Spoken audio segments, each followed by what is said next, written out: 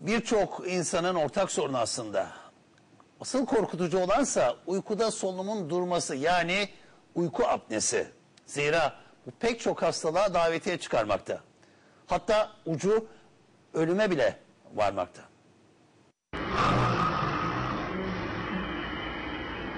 Bu ses aslında onlarca hastalığın habercisi olabilir. Uyku sırasında baş gösteren uyku apnesi ölüme kadar götüren hastalıkların sebebi olabilir.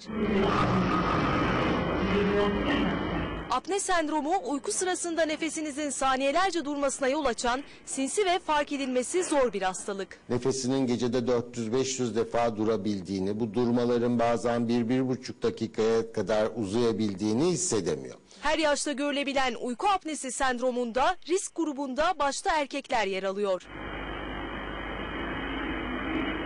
40 yaş üstü erkekler şişman, kısa boylu, kısa boyunlu, küçük çeneli, küçük ağızlı, diş yapısı birazcık farklı, alt çene geriye doğru, üst çene önde olan erkeklerin çok dikkat etmesi gerekiyor. Kadınlarda nispeten daha geç yaşlarda, menopoz sonrası dönemde belirtiler başlıyor. Eğer tedavi olmazsanız ölüme bir nevi davetiye çıkartıyorsunuz. Gece terleyen, gece tuvalete giden hastalar, eğer beraberinde kilo veremiyorlarsa, bir diyabete yatkınlık varsa ve hipertansiyonu varsa artık son aşamaya gelmiş demeklerdir. Bunların özellikle hastalığı çok ciddiye alması lazım. Dolayısıyla kalp krizi ve felce artık ramak kalmış demektir. Uyku apnesi sendromu tedavi edilebilir bir hastalık. Tedavide ilaç dışı yöntemler kullanılabiliyor.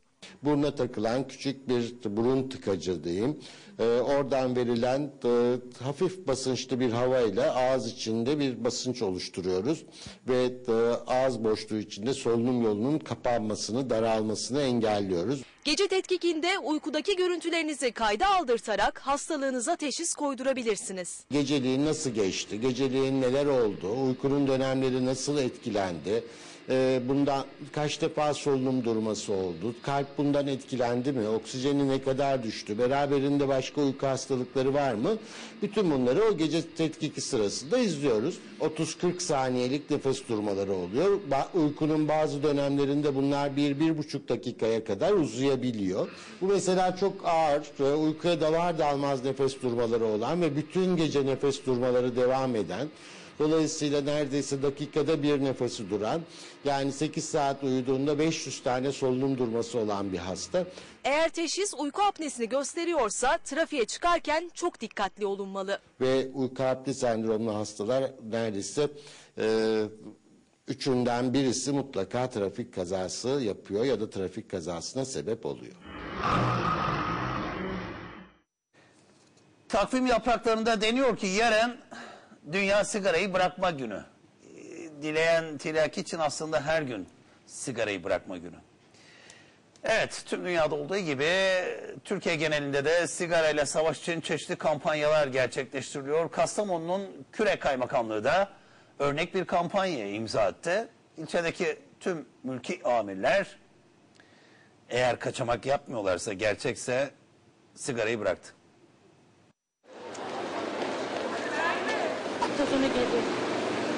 Dünyada her yıl milyonlarca insan sigara yüzünden hayatını kaybediyor.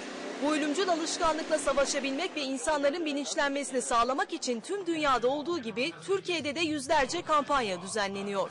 Bir kere bir şey olmaz dediler.